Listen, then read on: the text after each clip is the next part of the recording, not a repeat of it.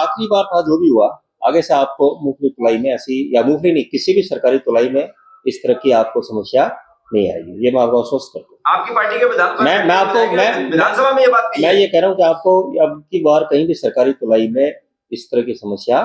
नहीं आएगी। जो भी उसमें क्या इलाज, जो भी जानकारी था नहीं या फिर नहीं, छूट नहीं, ये बात तो है कि ये पुराना सिस्टम यहाँ चला आ रहा है, इसमें ये बात आपकी सही है, पुराना सिस्टम नेक्सस से काफी समय से चला आ रहा है और ये कड़वी हकीकत है उस नेक्सस को।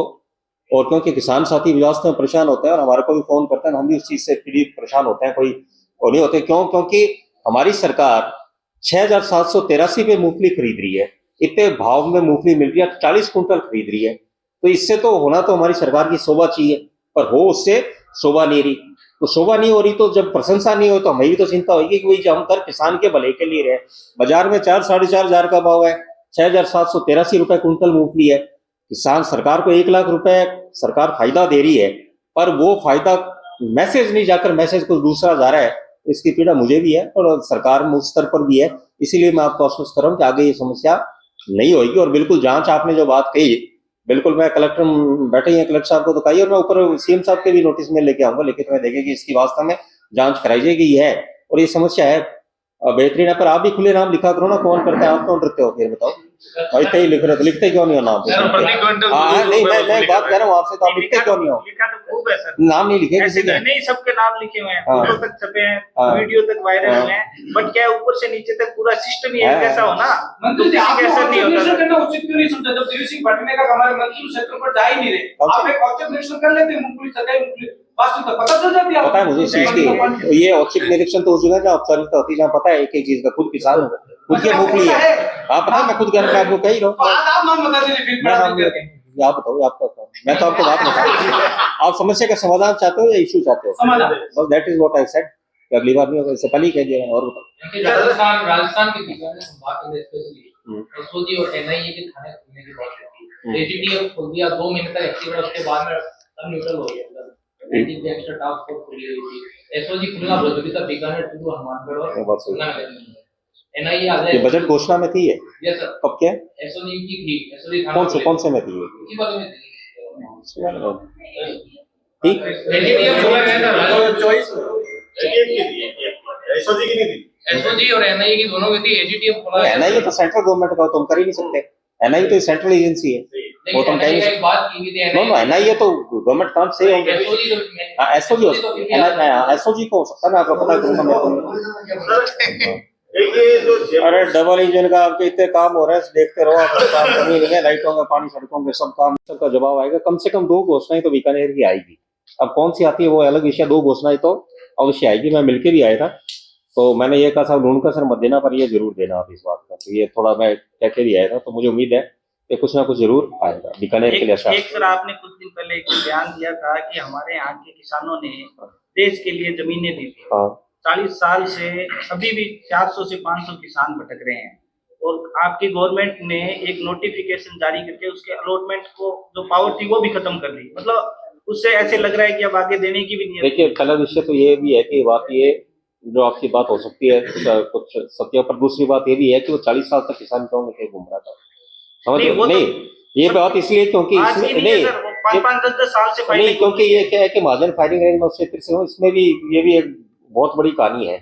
वो बड़ी नहीं बहुत बड़ी, इस पे तो कोई किताब लिख ले तो भी कम पड़े। लोगों ने ऐसे जमीनें आवंटन कराई है अपनी, चाहे किसी भी सरकार में रहे हो, ये कहना ठीक नहीं लगता, पर यह है कि लोगों ने प्राइम लोकेशन पे कोई फॉर्म के बदौलत जमीनें लॉट कराई, जो प्रभावशाली थे उनके और वैसे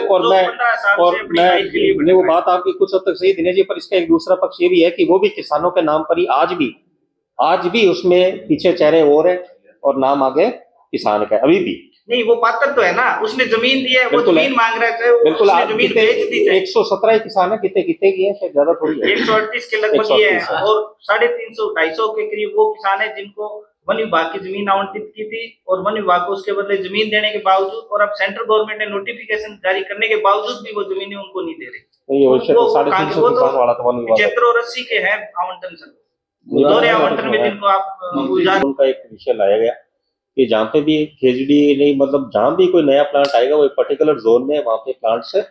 लगाए गए थे सारे उस जगह, तो ये कैबिनेट में बात हुई थी, मेरे ख्याल से जल्दी उसका आदेश आ जाएगा, तो उसमें कम से कम ये है कि जहां भी कोई प्लांट आए तो उसे कुछ जोन रखना है, चाहे पेड़ हटे या नहीं हटे, पर उसको डेवलपमेंट वहां पे करना ही है, ये बात है। और दूसरा आपने क्या विषय रखा था, आपने क्या बात रखी थी? रेलवे फाटक वाला बात सही है। रेलवे फाटक की तो बात इसलिए, देखो कुछ विषय ऐसे हैं जिसपे आपको और हमको सबको ये सोचना पड़ेगा। जैसे मैं भी बीकानेर में यहीं रहे, दो विषय, एक सूरसागर का विषय भी है। सूरसागर में भी इस बार सरकार ने राशि दी सौंदर्यीकरण पर, हम इसका परमानेंट क्या इलाज होगा इसका, मतलब कब तक रबड़ बनाओगे? मतलब ये एक हकीकत है, हम उसको कैसे कहो, मतलब अब चाहे जो भी हो, मतलब पहले इसको अपने को ऊपर से उठना पड़ेगा कि इसका आगे कुछ सही व्यूज शहर का, क्योंकि अब मैं कह रहा हूँ ना, मैं इस पे और ज्यादा नहीं कहूंगा, पर मैं आप और हम जो है, जो आपकी बात की मैं कह रहा हूँ, मतलब ये विषय। और दूसरा अंडरपास का जो है, तो मैं तो अंडरपास का बिल्कुल समर्थक हूँ व्यक्तिगत। अंडरपास इसलिए कि मैंने जगह जगह देखे हैं अंडरपास, और इतने शानदार अंडरपास, आजकल टेक्निक ऐसी आ गई है।